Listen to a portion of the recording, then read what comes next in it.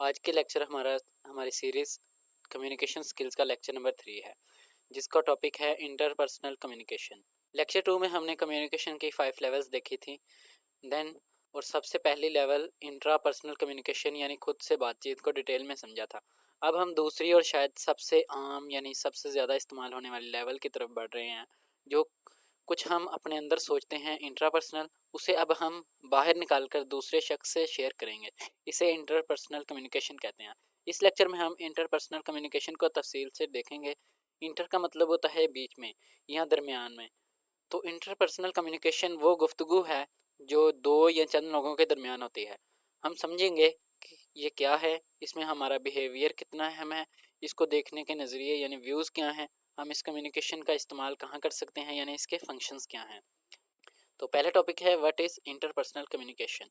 Communication that occurs when two or a few people talk face to face.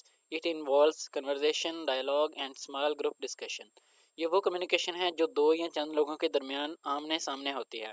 इस इसमें एक बहुत दिलचस्प बात है, जब दो लोग बात कर रहे होते हैं तो वहाँ दरअसल तीन कम्युनिकेशन एलिमेंट्स काम कर रहे होते हैं। पहला शख्स जो अपनी सोच यानी उसकी अपनी इंट्रापर्सनल कम्युनिकेशन होती है, उसकी अपनी सोच इसका पहला एलिमेंट होती है। उसका दूसरा एलिमेंट दूसरे शख्स की अपनी सोच यानी उसकी इंट्रापर्सनल कम्युनिकेशन, और तीसरी उन दोनों के दरमियान होने वाली गुफ्तगू जो एक दूसरे के साथ कम्युनिकेशन करते हैं। यहाँ पर एक एग्जांपल है कि आप अपने एक पुराने दोस्त से अचानक मिलते हैं। आप दोनों थोड़ी देर बात करते हैं, काश इससे अगले शाम मुलाकात हो जाए। दोस्त का इंट्रापर्सनल कम्युनिकेशन, काश इससे कल दोपहर में मिल लो क्योंकि शाम को मेरी फ़्लाइट है। इंटरपर्सनल एक्सचेंज, आप दोनों डिस्कस करते हैं और अगले दिन नाश्ते पर मिलने का फ़ैसला करते हैं। ये इंटरपर्सनल कम्युनिकेशन हो गई है। देखिए ना, पहले दोस्त ने सोचा कि काश इससे अगले दिन शाम को मुलाकात हो जाए, और दूसरा दोस्त का इंटरपर्सनल है काश इससे कल दोपहर में मिल लो क्योंकि शाम को मेरी फ़्लाइट है। तो दोनों ने डिस्कस करके दरमियान में जो सोचा कि ब्रेकफास्ट के टाइम पर मिलने का फ़ैसला कर लिया, ये इनकी इंटरपर्सनल कम्युनिकेशन है। यहाँ दोनों की अपनी अपनी सोच थी, लेकिन इंटरपर्सनल कम्युनिकेशन के ज़रिए आप एक कॉमन सोल्यूशन पर पहुंचे। नेक्स्ट हमारा टॉपिक है बिहेवियर एंड इंटरपर्सनल कम्युनिकेशन। जब हम किसी से मिलते हैं, चाहे पर्सनल, प्रोफेशनल या सोशल वजह से, हमारे दरमियान एक इंटरेक्शन होता है। इस इंटरेक्शन का इन्वायरमेंट हमारे बिहेवियर पर डिपेंड करता है। हर बिहेवियर के पीछे एक मोटिव होता है, चाहे वो वजह हमें पता हो या ना हो। हमारे रवैये ही हमारे रिश्तों की क्वालिटी को तय करते हैं। किसी ऑफिस या ऑर्गेनाइजेशन में अच्छे इंटरपर्सनल रिलेशंस बहुत ज़रूरी हैं, ताकि काम आराम से हो, लोग मिलकर काम करें और लड़ाई झगड़े कम हों। हम दरअसल सही असेस क्यों नहीं कर पाते, इसकी मिस जजमेंट्स की कुछ रीजंस होती हैं। हम अक्सर दूसरों को ठीक से समझ नहीं पाते, जिसकी वजूहत ये हैं कि पहली होती है एजम्पशंस ऑफ कंसिस्टेंसी। हम सोचते हैं कि एक शख्स हर सिचुएशन में एक जैसा ही बिहेव करेगा, जो कि गलत है। दूसरी हमारी हो सकती है कैटेगराइजेशन। हम लोगों को कैटेगरीज में फिट करने की कोशिश करते हैं। फॉर एग्जांपल, ये तो गुस्से वाला है, ये बहुत शरीफ है, ये बहुत लायक है। नेक्स्ट है फर्स्ट इंप्रेशन। पहली मुलाकात का असर बहुत गहरा होता है और हम उसे आसानी से बदलते नहीं हैं। जैसे हम किसी को पहले टाइम मिलते हैं, जैसा इंप्रेशन हमारे माइंड में बैठ जाए हम उसको हमेशा वैसा ही समझते हैं, उसको बदलना बहुत मुश्किल होता है। नेक्स्ट कॉमन करेक्टर्स हैं। अगर किसी में हमारे जैसी कोई बात हो, जैसे कि एक ही स्कूल से पढ़े हों या एक ऑफिस में काम करते हों, तो हम उसके बारे में पॉजिटिव हो जाते हैं। Focus on negatives. अगर किसी में एक खामी नज़र आ जाए तो हम उसे समझते हैं कि वो बाकी कामों में भी अच्छा नहीं होगा। Limited frame of references. हम दूसरों को अपने ही नज़रिए से देखते हैं यानी फ्रेम ऑफ रेफरेंस, ये हमने लेक्चर 1 में भी पढ़ा था, जो अक्सर गलत फहमी पैदा करता है। नेक्स्ट हमारा टॉपिक है two views of interpersonal communication. Interpersonal communication को समझाने के दो तरीके होते हैं। पहला है कॉन्सेप्चुअल व्यू, यानी कि हकीकत के यानी हालात के मुताबिक नज़रिया। इस नज़रिए के मुताबिक कोई भी कम्युनिकेशन जो कुछ खास हालात में हो, वो इंटरपर्सनल कम्युनिकेशन होती है। ये हालात हैं फ्यूअर पार्टिसिपेशन, कम लोग हों, दो या चंद लोग। फिर होती है क्लोज प्रॉक्सिमिटी, आमने सामने करीब हों। मैनी सेंसरी चैनल्स, आप एक दूसरे को देख, सुन और महसूस कर सकते हो। बॉडी लैंग्वेज, टोन और सेम हो। नेक्स्ट इमीडिएट फीडबैक, जवाब फ़ौरन मिलता है।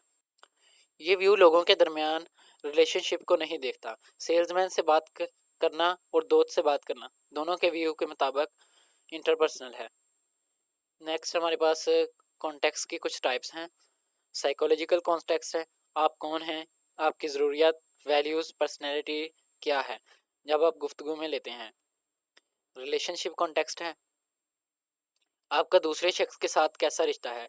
सिचुएशनल कॉन्टेक्स्ट में आप कहाँ बात कर रहे हैं, लाइक क्लासरूम, रेस्टोरेंट, दोनों जगह बात करने का अंदाज अलग होगा। फिर होती है इन्वायरमेंटल कॉन्टेक्स्ट, आपके इर्द गिर्द के फिजिकल माहौल यानी फर्नीचर, शोर, गर्मी, सर्दी, दिन का वक्त। नेक्स्ट कल्चरल कॉन्टेक्स्ट है, आपका कल्चर यानी सकाफत कम्युनिकेशन पर कैसे असरअंदाज होता है। जैसे कि कुछ कल्चर्स में डायरेक्ट आई कांटेक्ट अच्छा समझा जाता है, कुछ में बुरा। अब इसका एक डेवलपमेंट व्यू है यानी कि रिश्ते के मुताबिक नज़रिया। ये नज़रिया कहता है कि असल इंटरपर्सनल कम्युनिकेशन सिर्फ उन लोगों के दरमियान होती है जो एक दूसरे को अच्छी तरह जानते हैं और एक दूसरे के यूनिक इंडिविजुअल्स के तौर पर देखते हैं, ना कि सिर्फ सोशल रूल्स जैसे कस्टमर या क्लर्क के तौर पर। इस व्यू के मुताबिक दोस्त या फैमिली मेम्बर से बात करना ट्रू इंटरपर्सनल कम्युनिकेशन है। दुकानदार से चीज़ खरीदना इंटरपर्सनल कम्युनिकेशन है। दुकानदार से चीज़ खरीदना इम्पर्सनल यानी गैर शख्सी कम्युनिकेशन है।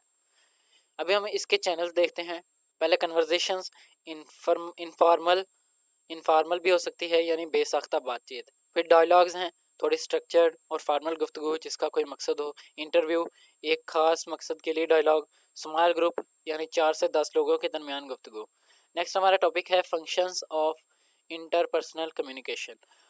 हम दूसरों से बातचीत क्यों करते हैं, इसके 4 बुनियादी मकसद होते हैं यानी इसके 4 फंक्शंस हैं। पहले गेनिंग इन्फॉर्मेशन, हम दूसरों से इसलिए बात करते हैं ताकि हम उनके बारे में जान सकें। सोशल पेनिट्रेशन थ्योरी कहती है कि हम दूसरों के बारे में मालूमात हासिल करते हैं ताकि हम उनके साथ बेहतर तरीके से इंटरेक्ट कर सकें और उनके बिहेवियर को प्रेडिक्ट कर सकें।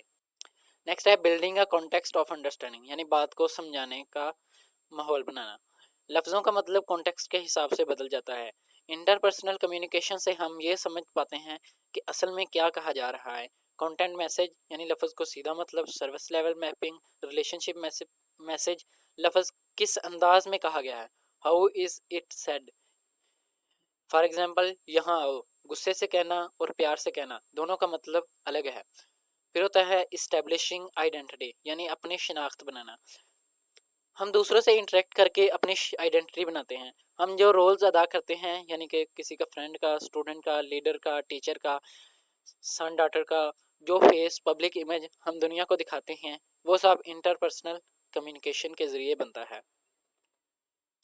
फिर होता है इंटरपर्सनल नीड्स। हम इंसान सोशल मखलूक हैं और हमारी कुछ ज़रूरियात हैं जो सिर्फ दूसरों से मिलकर ही पूरी होती हैं। विलियम स्कॉट्स के मुताबिक ये 3 बुनियादी ज़रूरियात हैं। पहली इंक्लूजन यानी शामिल होने की ज़रूरत, दूसरों के साथ कनेक्ट करना, ग्रुप का हिस्सा बनना।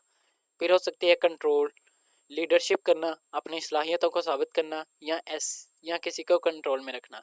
फिर हो सकती है अफेक्शन, रिश्ते बनाना, दोस्ती करना।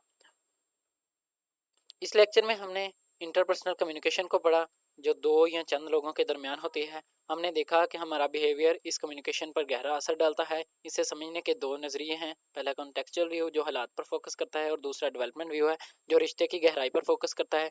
आखिर में हमने इसके 4 अहम फंक्शंस देखे। मालूमात हासिल करना, बात का सही मतलब समझना, अपनी शिनाख्त बनाना और अपनी 3 बुनियादी ज़रूरियात इंक्लूजन, कंट्रोल, अफेक्शन को पूरा करना। तो फ्रेंड्स आज का लेक्चर यहीं तक था। आज के लेक्चर में से आपके लिए एक सवाल है कि आप अपनी लाइफ में से कोई एक एग्जांपल जहां पर आपने किसी को फर्स्ट इंप्रेशन की बुनियाद पर गलत जज किया हो और बाद में आपकी राय बदल गई हो उसके बारे में। इस क्वेश्चन का आंसर कमेंट में ज़रूर दीजिएगा। अगर वीडियो अच्छी लगी हो तो वीडियो को लाइक कर दें, शेयर कर दें, चैनल व्यू कंपेनियन को सब्सक्राइब कर दें। मिलते हैं नेक्स्ट वीडियो में, तब तक के लिए अल्लाह हाफिज़।